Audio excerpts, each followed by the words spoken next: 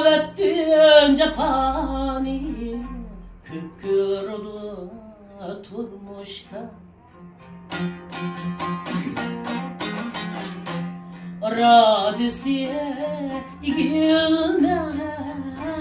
yakşı turmuş kuruşta Alavettin cephani kükürdü turmuşta radisiye igilmez yakşı turmuş kuruşta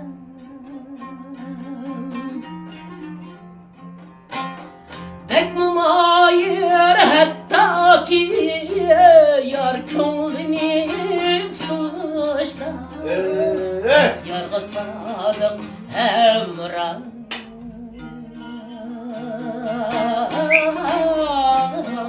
Oladığan erler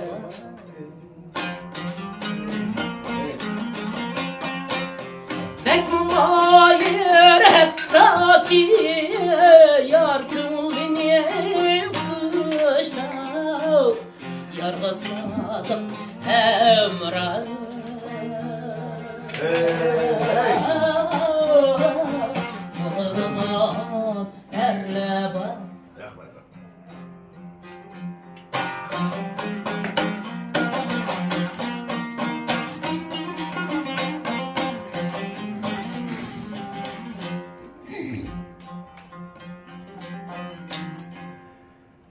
O bir turmuş hoşallık niye şatlık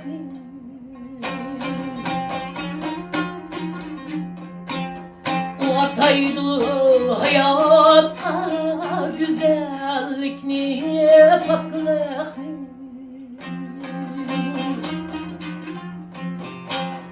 Özü saksız olsun saatler saklık niye hayatın gözü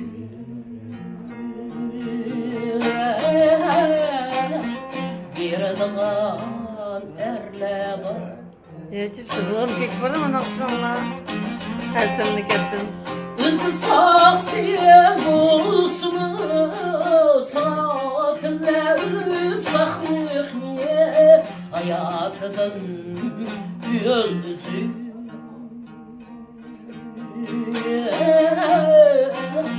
bir dağın erle var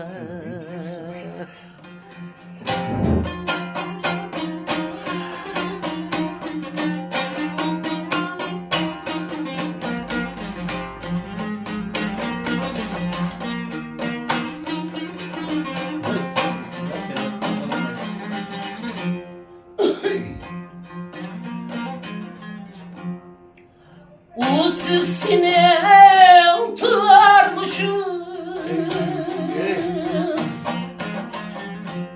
Hoşal olmaz şartlanma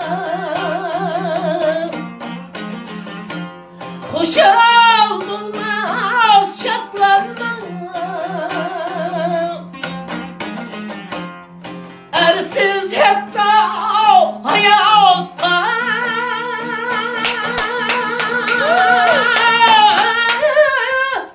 Yeni kadem taşlanma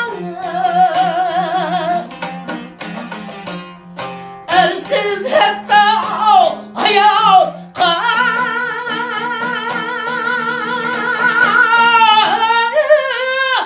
Yeni kadem taşlanma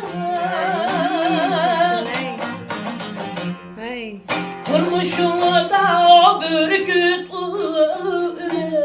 Vayet yarlanmaz Külbetlerde baturbu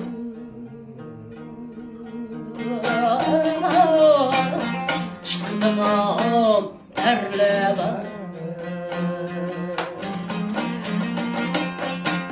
Kurmuşum